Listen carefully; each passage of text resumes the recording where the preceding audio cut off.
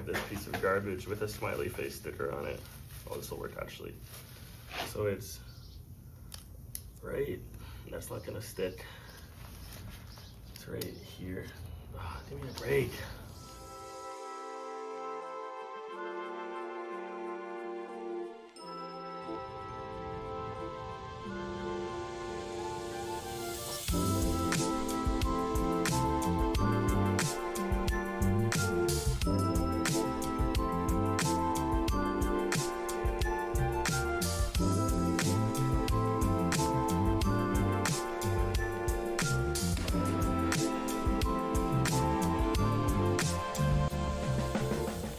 Hey guys, I got what should be hopefully a pretty quick video for you here today. I'm going to show you how to fix a flat.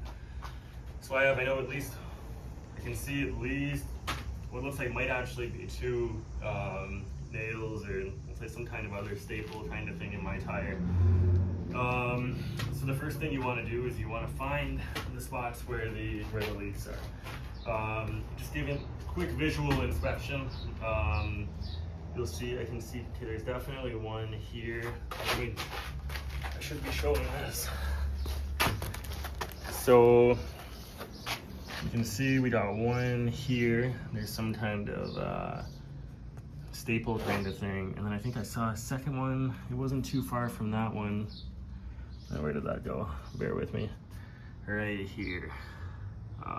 There. So we're gonna wanna, be in the frame here, yes. So just by looking, you can usually kind of see where they are. But the other thing you're going to want to do is if you get any kind of soapy water in a spray bottle, and you spray all over the tire, wherever there's a leak, you're going to get this.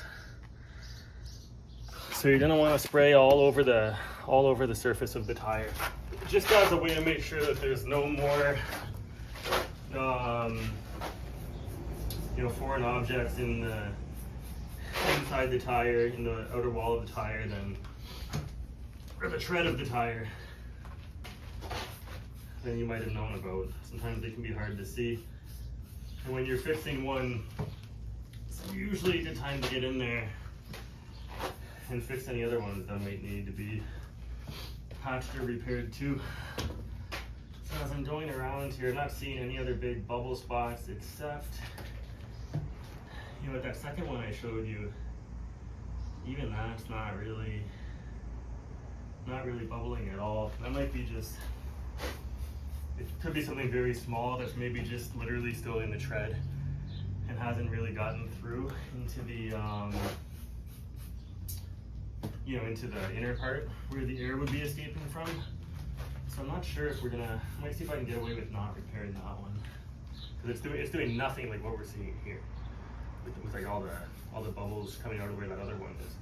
So I'm thinking my problem that caused my flat would all be, it's like 1,000 degrees in this garage by the way, but would all be entirely from this one, that first staple kind of thing I showed you. So we're just gonna do that one today. So that'll stay, I hope. I'm gonna dry that spot off. Always good in your garage to make sure, it's nice if you have a good assortment of these kind of microfibery towels hanging around. They come in handy a lot. I'm gonna dry that spot off just so I have a clean surface to work with. And then what you're gonna wanna do for a repair like this, for a patch like this, I'll get the light on in here. What you're gonna wanna do is at your local hardware store or automotive parts store, you're gonna wanna buy one of these patch kits. I got this one at Princess Auto. I think I've had it on hand for a few years. I don't know what they cost now. It was probably just like $5 or something when I got it, and there's enough for like 5 patches in here. So I'm going to show you how to do it. Maybe we'll do this whole thing in one shake. So if we look again, here's our spot where there's that, whatever this, some sort of metal fastener is. So you're gonna want your needle nose pliers, or I guess whatever pliers seem like they might be the best for the job that you're doing.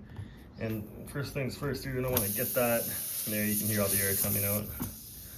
There's one part of it. Looks like there might be another. Okay. So this is, those two things there, what they were. You can hear the air coming out. I'm not sure if the video is picking that up or not. You know what I'm gonna do? Okay, so we can see now where that little hole is, and it's right there. It's easier to see now. I went inside, I got my headlamp thing. This always comes in handy. So we can see exactly where it is that we're gonna be patching. Again, right there. It's sort of hard to do this all holding the phone. So first things first, what we're gonna do in this patching kit is we're gonna use this tool here, which kind of, it's almost like a handheld drill bit kind of thing. And what we're gonna do with this one, so let me make sure I have the right spot again. Yeah. So what we're gonna do here is we're gonna put that in, and we're gonna sort of almost bore out the hole to be even, you know, bigger, even wider, in more of like a nice cylindrical shape to work with, in terms of putting the patch into it. So we're gonna kind of do a mixture of sort of twisting, and it's actually really hard to do with one hand and holding the phone. We're gonna keep working this in there until it totally punctures through the tread of the tire. You can hear more air coming out as we do this. Naturally, that's gonna happen. That's okay. And then once we get it all the way through, which I'm sure it is right now, we're gonna take it back out, and then we're gonna have a nice clean opening for the patch. I don't know if I could just pull this out straighter in one shot. It might work, but I think the idea is that you want it to stay kind of clean and not too. It sort of roughs up the inside of the edges a bit, just based on the sort of the texture of the thread here. But I think by just like ramming it right in and out, I think you might do a little too much damage, more damage than we would want to. So the next thing we're gonna do from the kit is there's a bit of this rubber patch cement. We're gonna want to just put a little bit, just a dab in there, in the hole to kind of lubricate it. And that also that helps with the sort of the curing process too. And then we're gonna use one of these 5 patches. I hope these are still good. I've had this in my garage for so long. And we're gonna take this other tool that looks kind of the same but has this other end on it, and we're gonna thread it through this bigger opening. So bear with me as I do that. And then if you look closely, you'll see that there's the big opening, and then on the tip, that also kind of pinches. Like there's an opening there. And you'll see why that is in a second once I'm ready to patch. So we're feeding that through. You want to get it about this point where it's like halfway, just like that. I'm dying in here. Oh, and then we're gonna do the dab of the rubber cement here, right there in the hole. We can put a bit on here too if we want. And then let me just get a little more. And then we're gonna quickly insert this into the hole that we bored. I'll see if I can do this. Give you a better shot of this process. So we're gonna put it in there. Once we get it in, it's gonna kind of fold up on itself. And then we're gonna cleanly pull this right back out. And the patch will stay because it'll pull through that other seam there. I'm gonna do this before I waste too much time here. So we're gonna push it in. You can already, God, it's really hard doing this with one hand. Hang on.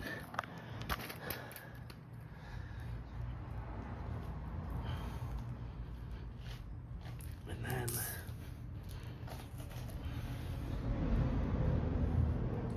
pull it. I don't think I'm getting it in far enough. Not. Shoot. Let's try this one more time.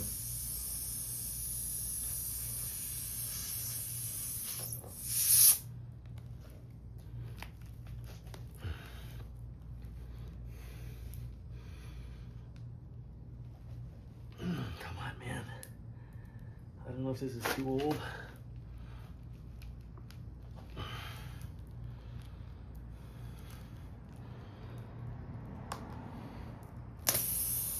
Nope.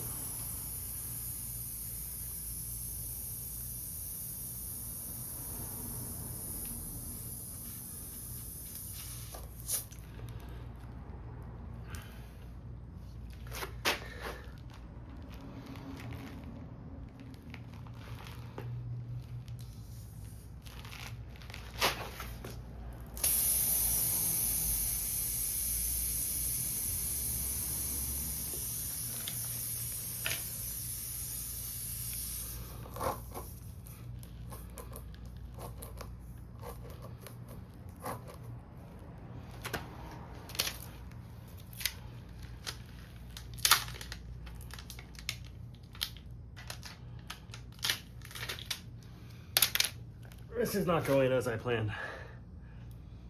So I gave up on that first one. Let me make sure that these can separate properly here. Yeah, that shouldn't be an issue. They're coming apart okay. Maybe I'll start them a little wider apart like that. So I'm gonna try a second one here, take a second stab at it. We're gonna get that in there again, halfway.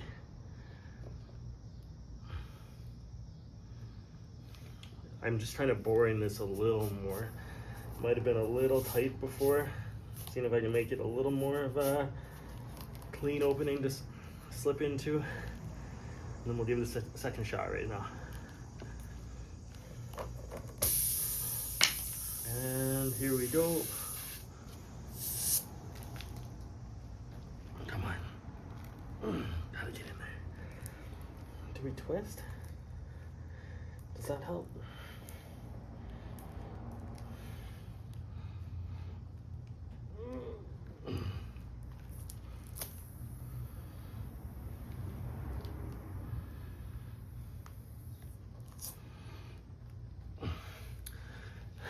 Best before date on, nope. Later that same evening. Okay, wait, I might have it now. I got it in pretty good this time. Please work. You pull it straight back out, and hopefully the patch stays. Okay. I think we're good. I went through two patches that didn't work. I had two left. I was on my third one. I did a little more of the rubber cement coating this patch before I put it in. Really had to work it in there. You wanna get it in to where there's about, maybe even a little more than this honestly, but you want about a a half inch sticking out from the tread of the tire. But this should still be in there, you know, probably. If you look at how big these are, this is one of the ones that didn't work. So if you have it folded like this, and I have, you know, that much sticking out, then it's probably, you know, still the amount below where my thumb is, kind of thing, in there. So now you're gonna let that dry. I'm gonna put a bit more of the rubber cement on here. Doesn't hurt, just to, you know, that'll sort of cure, just a little extra coating, extra protection. instantly. You know, I know it's in there good because I can't hear the hissing of the air anymore. That was something that was, you know, I don't know if the video was picking it up, but I heard that the whole time that we were sort of going through this exercise. And yeah, so that's gonna cure. And then last step would just be that you want to snip it off, sort of right. I'll have to try and sort of get in there so it stays in line with the, you know, as flush as possible with the line of tread that it's in. And then, you know, I wouldn't recommend driving it right away. I don't actually know off the top of my head how long you want to let it sort of cure, but I'm not going to be driving again until, you know, I go into work tomorrow morning. So you want to give it a bit to sort of settle and make sure it really, you know, adheres itself in there before you start putting it through its paces too much. And then, yeah, snip it off, put the tire back on, make sure you always do your lifts and jacks safely. And then, yeah, we should be in business. So thank you for watching. This last thing I'll say here really quick, patch is hopefully, you know, securely closed there for good now. Tires back on. Just filling it back up with air. Really recommend investing in one of these, I don't know what you call it, tire inflator, or compressor, or whatever. It just plugs into the, I don't know what you call that little circular power source in the car. And it's always good to have in a pinch, and it might save you if you're ever stuck at the side of the road and you have a flat, or you realize one of your tires are low or whatever. Or even in this, just for home, it's easier to trip to the gas station. So these are good to have. I think it's like, you know, 20 or 30 bucks or whatever, but it's worth it. Alright, so thank you for watching, guys.